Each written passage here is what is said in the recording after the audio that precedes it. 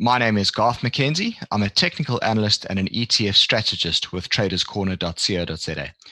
I'm taking a look at the S&P 500 as usual this week, and I'm going to start with the bigger picture, looking at the weekly graph, then zooming it into the daily chart, and then zooming right into the hourly chart of the most recent trading history. So let's get right into it. The weekly chart is up first, and what I want to really stress here is the fact that this market obviously has had a big bounce off of the lows that we saw into mid-March, but you can see there is a fairly big area of congestion on the chart going all the way back to late 2018 and through the middle of 2019. And that congestion zone comes in between 2850 and about 3000 on the index.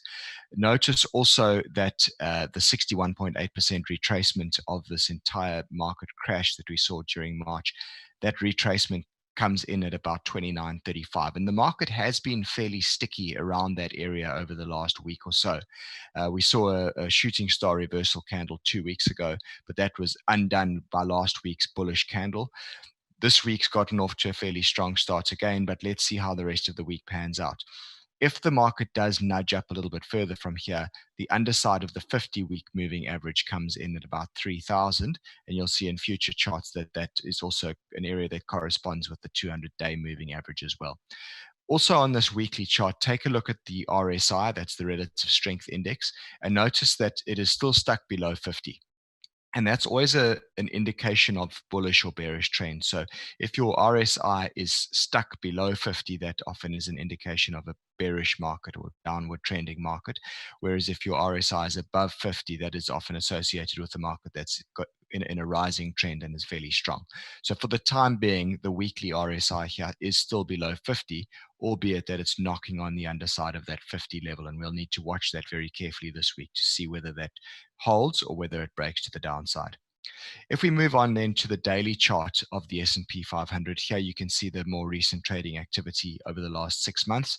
Again, notice the big crash that we saw through February and into mid-March, and the very big rally that we've seen off of the lows since then.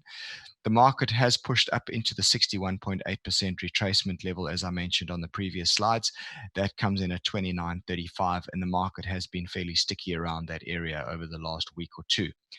Just above there, you can see the 200-day moving average in red comes in at about 3,000. So that big round figure is not only technically significant from the point of view that it's the underside of the 200-day moving average, but it's also a big psychological level.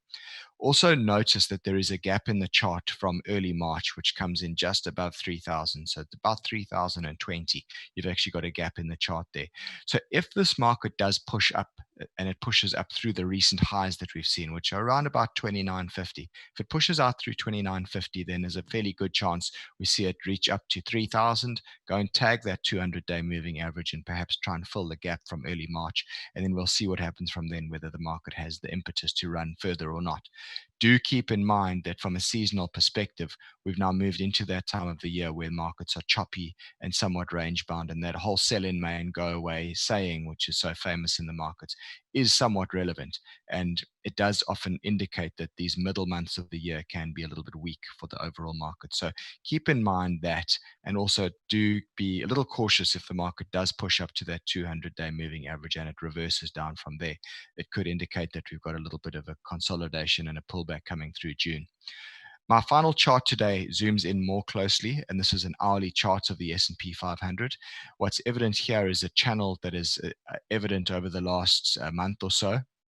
Also note the significance of the 29.50 overhead resistance area. That area has been tagged a couple of times over the last week or two. If the market does punch out through 29.50, then like I said, it can possibly go up to 3,000, which is where we've got that confluence of resistance from the 200-day moving average. So keep that in mind. So for now, it's looks as if the market's got it's still got the wind in its sails for the time being, but it does look as if it's running up into some fairly stiff resistance. And I think one does need to be a little cautious of getting too bullish on the long side as things stand right now. That's all I've got for this week. I'll be back again next week with some more market analysis.